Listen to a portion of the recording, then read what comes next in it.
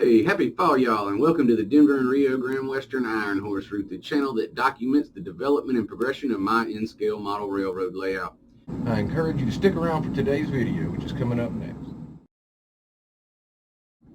Hey, good morning and welcome. It's good to have you back here with me for part 2 of my Watermill scratch build project. Just a little sneak peek of where we're at now is right here. I'm going to show you the progression of this and the roof and the reconstruction of the roof and the cover and all kind of things going on over here in part 2. Actually, we made a lot of progress in part 2, so much progress actually that we determined that one of my portions was just too large to be in scale. And so even though a lot of work was put into that part, I'm pleased to announce that through discussion with other modelers, I decided that the roof structure that I built initially was a little bit too big. The cover that I initially had was using a product that was too thick, and so I actually wet that down and pulled that off and put on shingling rather than that thick product as well, and we'll show you all about that. Looking forward to going through everything I did with you, explaining why I made the changes that I made and how I plan to proceed. Now, as I mentioned before, initially I have always intended to have a lid that comes off, okay? And so what I did was I constructed a roof structure that would work well, that would lift off so I could work on the interior whenever I wanted to. I don't ever intend to secure this to the structure. And that way I'd be able to pull it off for people to see it or to work with it or whatever. And so I actually did one of these, and I actually redid one of these to my liking, and it's very sturdy. Went on live a few times, talked with some guys about what they thought and how they thought to do it, and we came up with a really nice, very sturdy HO roof. Anybody need it, let me know. I might send it to you.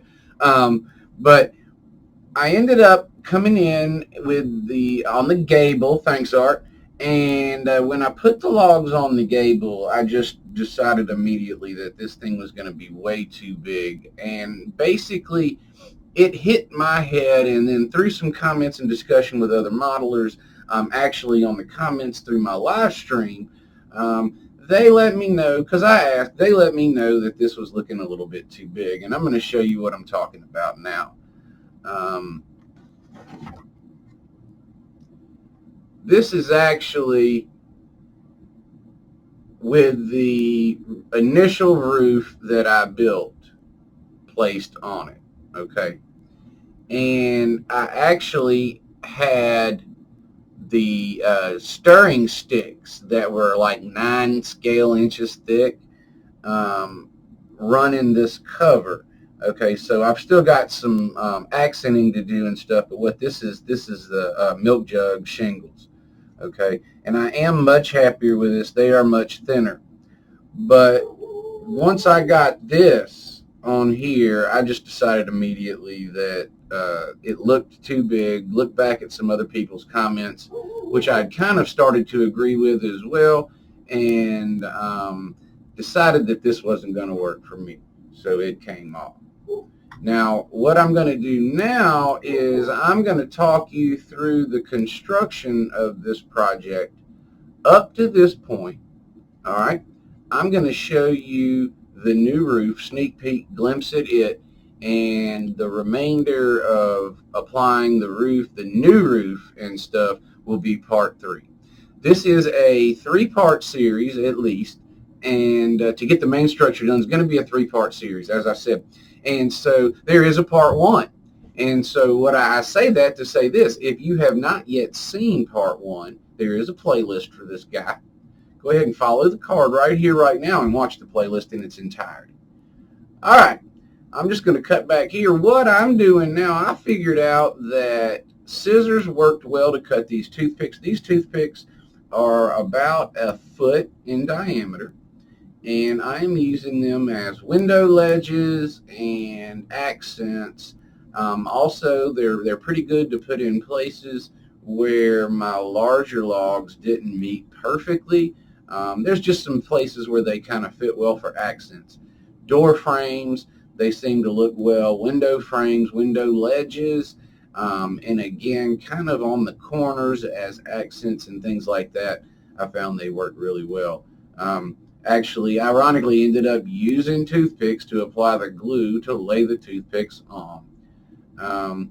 Bought these at Dollar General. Shocker.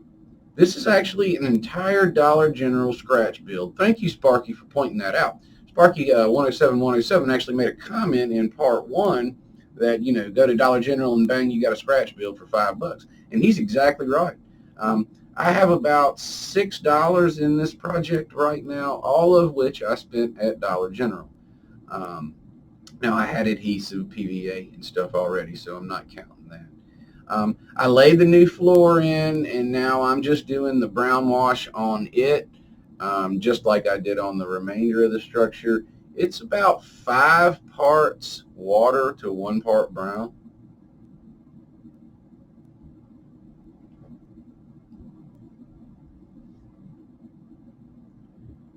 And actually, I really like the way it looks. I used a pencil on the stirring sticks and made the equivalent to about a not a 2x9, maybe a 4x9, or no, a 2x9, 2x8 maybe, and drew the lines in and drew notches and stuff. And it looked really good once the brown wash went over it. What I figured out after I did the first side was that I should have gray washed the toothpicks prior to applying them, because what I had to do is go in real carefully and apply the discolored toothpick.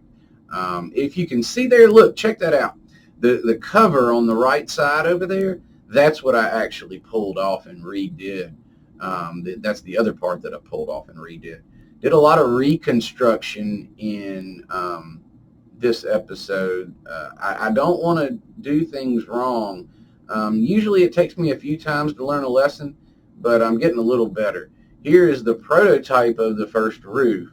Now, I really love the way that this roof melted into the background scenery and into the side of my scenery, into that wood, but it just didn't look believable. It was just way too big to me, and it was going to bother me throughout. And I want to appreciate Dwight and Art for going ahead and speaking up. I asked them, what do y'all think? And Leslie spoke up a little bit too. Appreciate that as well.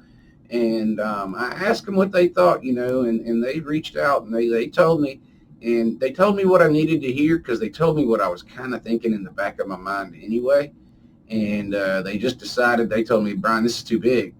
And they did it in a real nice way, but that's what they told me. And so here's what we did, the smaller one.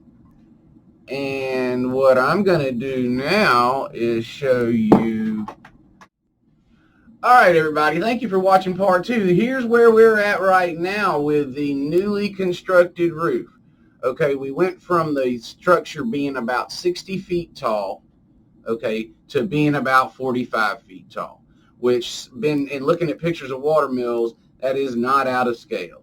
Okay, so I am happier now. It is much simpler. It doesn't dissolve into the side as cool like it did before, but it is much closer to being in scale than it is HO now. Much closer to being in scale than HO. And so I'm happy with it. Now, what I'm going to do in part 3 is I'm going to construct the rest of this roof I'm going to shingle it. We got accents going on, weathering going on, all kind of stuff really to do. This might actually be a 4 or 5 part series in the end. And then later, we're going to come in and we're going to pull the lid off, and we are going to add an interior way down the road. In closing, and last but not least, I could not get by this video without mentioning that as of yesterday, I hit 250 subscribers, and as I was shooting this video this morning, I'm at 260 subscribers. And I want to tell all you guys that support my channel, thank you so much. I really appreciate it. It's been great. I got 79 video uploads, so we're coming up on 100.